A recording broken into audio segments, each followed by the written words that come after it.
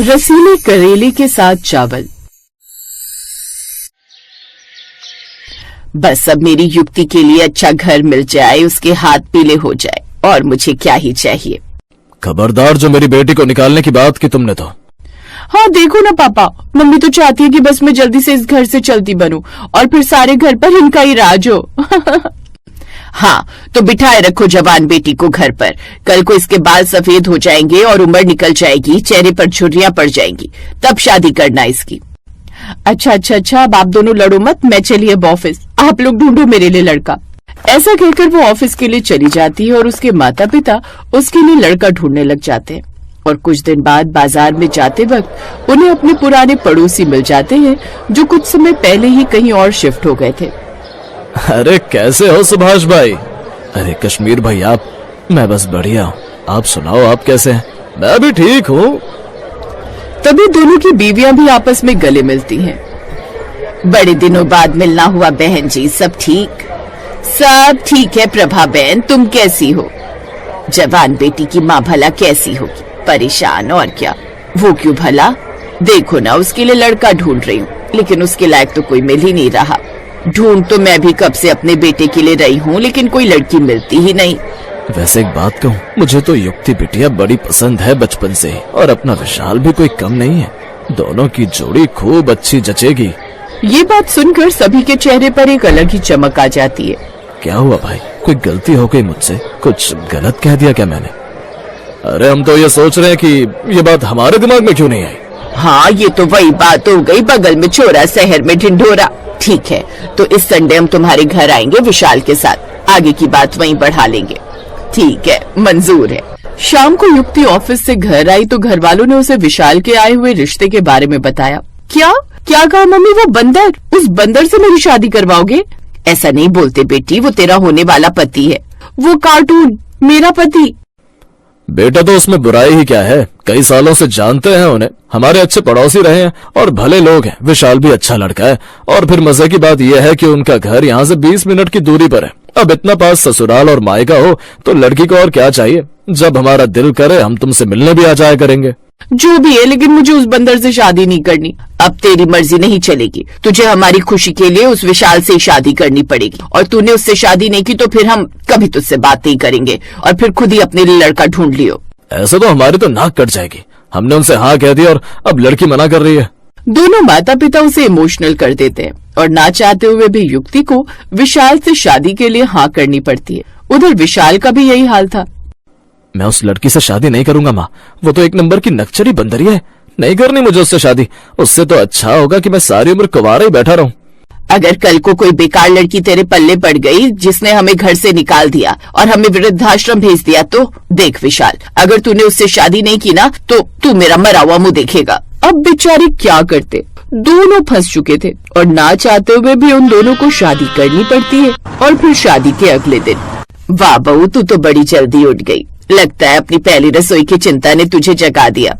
अरे नहीं माँ जी, वो सारी रात उस विशाल ने सोने ही नहीं दिया, जोर जोर से खर्राटे मारता है वो, मुझे तो नींद ही नहीं आई। हाँ वो आदत उसे अपने दादा और पापा से विरासत में मिली है। पहले ये आदत इसके दादा को थी, फिर पापा में आई और फिर इसमें। लेकिन तू फिक्र मत कर, धीरे धीरे तुझे भी इसकी आदत हो जाएगी। और बहू अपने पति का नाम नहीं लेते, उसे वो बोल। नहीं माँ जी, वो तो मुझसे नहीं हो पाएगा। वो क्या है ना, बचपन से उसकी वही आदत है ना। अच्छा ठीक है, ले लिया कर नाम, वैसे भी आजकल का फैशन बन गया है। अच्छा युक्ति बेटी, तू अपनी पहली रसोई में हलवा बना ले, मैं तब तक बाकी घर वालों को भी उठा देती हूँ, वो सब भी फ्रेश हो जाएंगे। जी ठीक है माँ जी, आप मुझे सामान बता दीजिए कहाँ रखा है, मैं बना दूंगी। कुछ देर बाद सभी लोग फ्रेश होकर टेबल पर आ जाते हैं और युक्ति भी गर्मा गर्म हलवा बना कर ले आती है। विशाल बेटा जरा अपने खर्राटों पर कंट्रोल कर, तेरे कारण बहू कल रात ठीक से सो नहीं पाई। अच्छा तो उस नक्सली बंदरिया ने आते मेरी शिकायत लगा दी आपसे? अरे अपनी शक्ल जाकर देखो जरा, तो पता चलेगा कि असल में कौन बंदर है। तुम्हारी तो शक्ल ही बंदर जैसी है। बंदर बंदर बंदरिया। अरे बस करो, अब तुम दोनों पति पत्नी हो, यूं घर को अखाड़ा बनाने की जरूरत नहीं है। चलो अब सब चुपचाप से हलवा खाओ, मैं तब तक बाकी का नाश्ता भी ले आती हूँ। प्रभा देवी कुछ देर बाद चावल और करेले लेकर वहाँ आ जाती हैं। हैं? ये क्या, करेले और चावल? ये कौन खाता है माँ जी? हम खाते हैं बेटा, और अब तू भी आदत डाल ले। आखिरकार तू बहू है इस घर की। हाँ भाभी, मुझे भी नहीं पसंद था, लेकिन माँ के आगे भला किसकी चलती है। अब मुझे भी तो खाना ही पड़ता है क्योंकि मम्मी बहुत गुस्सा हो जाती है। अब जैसे तैसे युक्ति को भी मन मार कर वो खाना ही पड़ता है। फिर अगले दिन, विशाल तू अभी ऑफिस जा रहा है ना, तो बहू को भी मायके छोड़ता जा, आज उसकी पग फेरे की भी रस्म है। मैं नहीं ले जा रहा, इसका मायका है कितनी दूर, इसे बोलो रिक्शे से चली जाएगी। तू पागल हो गया है क्या? बहू पग फेरे की रस्म के लिए रिक्शे में जाएगी? अब कोई बात नहीं माँ जी, मैं चली जाऊंगी। वैसे भी इसकी खटारा गाड़ी में जाने से अच्छा मैं रिक्शे में ही चली जाऊं। अच्छा, मेरी गाड़ी खटारा है? और नहीं तो क्या। बस फिर क्या था, फिर दोनों में तू मैं शुरू हो गई। हे भगवान, अरे बस भी कर, जब देखो कुत्ते बिल्ली की तरह लड़ते रहते हो। अब ना चाहते हुए भी उसे युक्ति को अपने साथ ले जाना पड़ता है और अब दोनों एक साथ चले जाते हैं। अब विशाल अपनी मर्जी के पुराने गाने गाड़ी में चलाता है, लेकिन युक्ति को वो गाने बिल्कुल भी पसंद नहीं आते। बिल्कुल अपनी तरह पुराने जमाने के गाने सुनते हो, हटाओ म्यूजिक चेंज करो। फिर युक्ति तेज म्यूजिक चला देती है। अरे बंद करो ये शोर शराबा, अगर मेरी पसंद का नहीं चलेगा तो तुम्हारी पसंद का भी नहीं चलेगा। तुम्हें मुझे चिढ़ाने में इतना मजा क्यों आता है? क्योंकि तुम गुस्से में और भी हसीन लगती हो। सच्ची? अरे नहीं, जोक मारा, कैसा लगा मेरा मजाक? अब युक्ति भी हंसने लगती है। अरे वाह, मैं अपने घर आ गई, मम्मी पापा की कितनी याद आ रही थी। वैसे तुम लड़कियों में भी कितनी हिमायत होती है जो अपने माँ बाप को छोड़कर आना पड़ता है। हाँ वो तो है।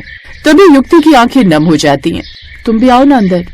अभी नहीं, मैं ऑफिस के लिए लेट हो रहा हूँ, शाम को आते हुए मम्मी पापा से मिल लूंगा। अच्छा ठीक है। युक्ति अपने माता पिता से जाकर गले मिलती है, जिसके बाद वो उनके साथ बैठकर ढेर सारी बातें करती है। बाकी सब तो ठीक है मम्मी, लेकिन उनको ना बड़ी बुरी आदत है करेले के साथ चावल खाने की, वो भी नाश्ते में। अब आप ही बताइए भला, करेले के साथ चावल कौन खाता है? हैं? करेले के साथ चावल, ये कैसा शौक है? हाँ, अब वो कहते हैं कि करेले ही उन्हें चावल के साथ पसंद है। तो तू एक काम कर, उन करेलों को ना तू सूखे की जगह रसीले बना ले। मसाला अच्छे से बनाकर करेले को उसमें रसीले भर ले और उसमें खट्टा मीठा पेस्ट बना ले। फिर देख कमाल, क्या टेस्टी लगते हैं उसमें।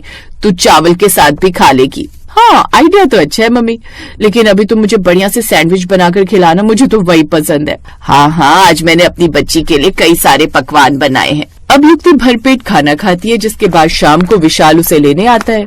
वो युक्ति के मम्मी पापा के साथ खूब हंसी मजाक करता है। ये देख युक्ति को भी बड़ा अच्छा लगता है। मम्मी पापा, आप दोनों तो बड़े स्वीट हो, फिर ये नक्सली बंदरी आपकी बेटी कैसे हो गई ऐसी? अब वो सभी खिलखिलाकर हंसते हैं, जिसके बाद डिनर करके वो रात को घर आ जाते हैं। फिर अगली सुबह वो नाश्ते में करेलों को काट कर उसमें नमक अच्छे से डाल देती है, जिसके बाद उसमें से सारा कड़वापन बाहर आ जाता है। साथ ही उसमें खट्टी मीठी तरी बनाकर वो बढ़िया से करेले की सब्जी तैयार कर लेती है। बहू ये क्या है? माँ जी ये रसीले करेले, आप एक बार खाकर तो देखिए चावल के साथ, आपको ये बड़े पसंद आएंगे। नहीं, हमारे यहाँ ये सब कोई नहीं खाता। माँ जी आपके कहने पर मैंने भी तो सूखे करेले चावल के साथ खाए थे ना, तो फिर आप क्यों नहीं? अच्छा तू कहती है तो एक बार खाकर देखते हैं। लेकिन जब सभी उसके हाथ के बने हुए करेले खाते हैं तो उन सबको वो बड़े पसंद आते हैं। वाह बंदरिया, ये तो सचमुच बड़े अच्छे बने। हाँ बहू, मुझे भी अच्छे लगे। और भाभी मैं तो मजबूरी में खाती थी, लेकिन अब तो ये मुझे भी पसंद आए। हाँ बहू, सच में ही अच्छे बने हैं। अब तू कल से ऐसे ही रसीले करेले बनाना, ये मुझे भी बड़े पसंद आए। सभी ने युक्ति की खूब तारीफ की। साथ ही विशाल तो उसके रसीले करेलों का जैसे दीवाना हो गया। अब उसने उससे लड़ाई करना भी बंद कर दिया और दोनों के बीच की कड़वाहट उस रसीले करेले के साथ दूर हो गई।